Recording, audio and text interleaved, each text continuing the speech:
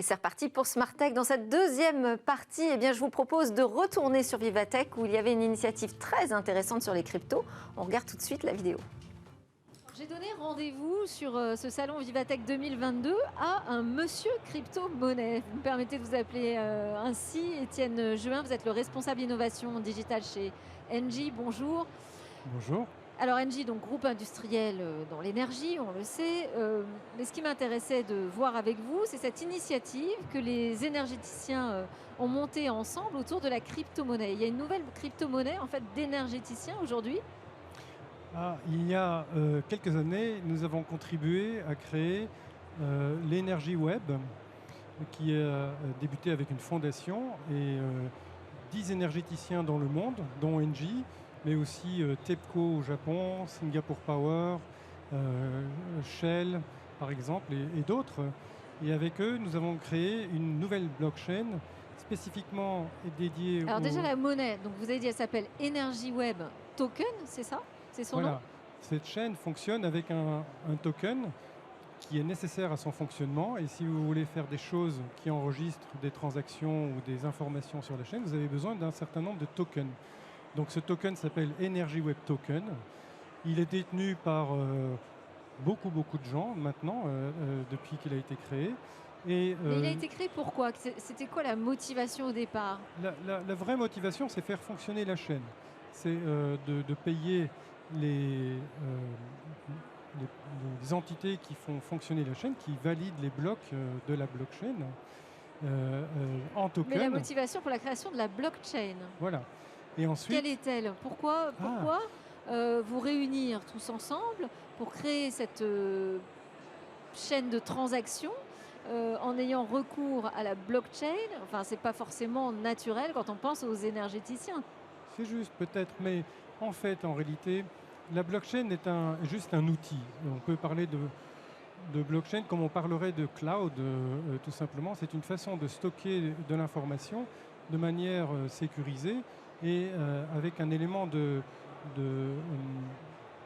confiance dans l'information qui a été stockée. Et qu'est-ce que vous stockez comme information dans cette blockchain? Il y a beaucoup de cas d'usage qui nécessitent qu'une information soit partagée entre différents acteurs dans le domaine de l'énergie. Par exemple, pour savoir qui se connecte et qui produit ou consomme de l'énergie connectée à un réseau électrique. Il y a toutes sortes de choses qui se passent et qui impliquent plusieurs acteurs. Et il peut être avantageux d'avoir une blockchain qui est partagée, utilisée par tous ces acteurs pour devenir l'unique source de vérité. Par exemple, si quelque chose se passe sur le réseau, à un moment donné, par exemple, quelqu'un arrête de consommer, il peut être rémunéré par le fait qu'il arrête de consommer au bon moment, ça aide le réseau, mais on a besoin de savoir exactement quand, combien, avec quel actif, quel équipement il a interagi avec le réseau. Et tout ça peut être stocké sur une blockchain, partagée par tous ces acteurs, ça simplifie les process, ça permet à des acteurs plus petits, parce que c'est moins coûteux, d'interagir, et donc ça présente beaucoup d'intérêt. Donc un outil très utile et qui vous a permis aussi de lancer un autre projet dont je voulais qu'on parle ensemble, qui s'appelle Crowdfund for Solar, où là c'est une plateforme pour apporter des installations énergétiques solaires en Afrique subsaharienne. Alors expliquez-nous quel est le projet. Alors Engie a une filiale qui s'appelle Engie Energy Access, dont l'activité consiste à déployer des petits systèmes photovoltaïques avec éventuellement une batterie ou un système de contrôle dans des endroits où il n'y a pas du tout de réseau électrique. Ce qui permet en fait à des villageois en général, des personnes qui n'ont pas d'électricité, d'avoir un peu de lumière. C'est très important pour l'éducation des enfants qui sinon ont du mal à faire leurs devoirs parce que très vite le soir peut venir et quand on n'a pas de lumière on ne veut pas étudier. Ou avoir un simple frigo qui permet de changer complètement les habitudes alimentaires. Donc c'est très important pour toutes ces populations. Et cette activité était financée classiquement avec des banques qui géraient un certain nombre de risques et qui demandaient une part assez importante des revenus en contrepartie.